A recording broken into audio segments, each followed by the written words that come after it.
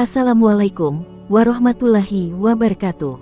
Sahabat beriman yang dirahmati Allah, syukur alhamdulillah pada kesempatan kali ini, kita bisa berjumpa kembali di channel yang insya Allah menginspirasi dan memotivasi dalam kehidupan.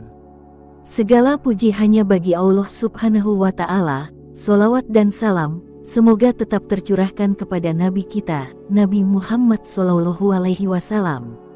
Sahabat HR Channel, pada kesempatan kali ini kami akan membahas tentang asal-usul nama Indonesia dan pencetusnya. Namun sebelum lanjut, jika sahabat semua berkenan untuk membantu subscribe, like, comment, and share channel ini, agar sahabat semua tidak ketinggalan update terbaru dari channel ini, terima kasih.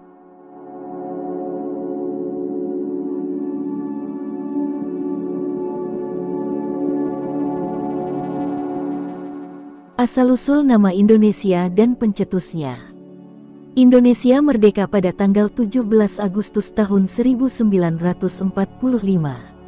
Namun istilah Indonesia sudah ada jauh sebelum itu. Lalu, bagaimana asal-usul nama Indonesia dan siapa pencetusnya? Negara Kesatuan Republik Indonesia atau Republik Indonesia merupakan negara kepulauan di Asia Tenggara. Tanah air tercinta ini dilintasi garis khatulistiwa dan berada di antara Samudra Pasifik dan Hindia.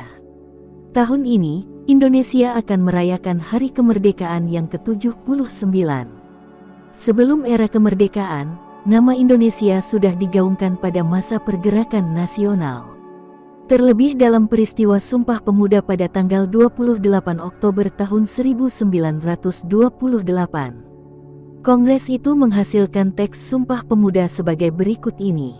Kami putra dan putri Indonesia, mengaku bertumpah darah yang satu, tanah air Indonesia. Kami putra dan putri Indonesia, mengaku berbangsa yang satu, bangsa Indonesia. Kami putra dan putri Indonesia menjunjung bahasa persatuan, bahasa Indonesia. Bahkan jauh sebelum itu, sebutan Indonesia juga sudah ada sebagai istilah geografi. Pencetus istilah Indonesia.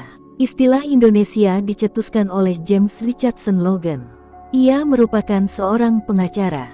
Logan lahir di Berwickshire, Skotlandia pada tanggal 10 April tahun 1819. Pada tanggal 20 Oktober tahun 1869, ia meninggal di Penang. Mengenai Logan sebagai pencetus istilah Indonesia disebutkan Pramudia Anantatur dalam buku Sejarah Modern Indonesia. Buku tersebut diterbitkan di kalangan terbatas pada tahun 1964. Pram menjelaskan apa itu Indonesia dalam pengantar buku itu. Ia menulis seperti berikut ini. Sampai waktu yang lama Indonesia dianggap ciptaan Bastian, sedang sebenarnya adalah ciptaan Logan. Pada mulanya Indonesia tidak lebih daripada sebuah istilah geografi, tapi dengan pasangnya gerakan kemerdekaan nasional non-kooperatif kemudian menjadi juga istilah politik. Sebelum itu, menjelang tutup abad ke-19, istilah ini telah juga digunakan sebagai istilah hukum oleh Ir.H. van Kol dalam perdebatan-perdebatan di dalam parlemen Belanda, tulis Pram. Asal-usul nama Indonesia. Pram melihat Logan sebagai etnolog yang mencetuskan istilah Indonesia. Namun sebenarnya, ada dua orang yang terlibat mencetuskan nama Indonesia. Mereka yakni George Samuel Windsor Earl dan Logan. Earl yang pertama, ia adalah orang yang menulis sebuah artikel dalam jurnal The Journal of the Indian Archipelago and Eastern Asia Vol. 4 pada tahun 1850. Ia menulis The Malayunesian Brand of Disrace di halaman 71 pada jurnal tersebut. Di bawahnya ditambahkan catatan yang menjelaskan istilah itu. Earl mengusulkan nama baru bagi penduduk Kepulauan Hindia dengan nama Indonesians atau Malayunesians. Namun Earl lebih suka dengan istilah yang kedua. Menurutnya, istilah Malayunesians lebih memberikan penghargaan pada orang-orang Melayu yang telah menjelajah seluruh kepulauan sebelum orang-orang Eropa. Logan merupakan kepala redaksi majalah itu. Ia juga kolega Earl, bahkan junior Earl saat masih kuliah. Mengenai nama baru bagi penduduk Kepulauan Hindia, Logan berpendapat sedikit berbeda. Ia lebih suka dengan istilah Indonesia. Menurutnya itu lebih praktis sebagai sebuah istilah geografi untuk membedakan wilayah kepulauan ini dengan wilayah lain. Bagi Logan, istilah Indonesia lebih praktis ketimbang Indian Archipelago. Di halaman 254 pada jurnal itu, Logan memilih Indonesia sebagai nama wilayah kepulauan, dan penduduknya menjadi orang-orang Indonesia. Menurut Logan, wilayah ini adalah wilayah bagian daratan yang dibagi dua oleh Teluk Benggala. Di bagian timur yang juga mendapat pengaruh dari India, juga bagian dari keseluruhan wilayah ini. Maka dari itu, Logan mengusulkan nama India, Ultra India, atau Transindia dan Indonesia. Jika digambarkan pada saat ini, wilayah India bisa diartikan wilayah antara Pakistan dan India Utara, kemudian India Selatan beserta kepulauan di sekitarnya, dan Asia Tenggara. Sekilas tentang James Richardson Logan. Logan meninggal dalam usia relatif muda yakni 50 tahun. Ia sakit malaria. Dalam tulisan berjudul Sebuah Kuburan, sebuah nama karya Andreas Harsono, Logan dianggap sebagai pahlawan bagi orang Penang. Andreas sengaja berangkat ke Penang, dulu orang Melayu menyebutnya Pulau Pinang, untuk mencari makam James Richardson Logan. Pada Oktober tahun 2008, Andreas melakukan penelusuran makam Logan.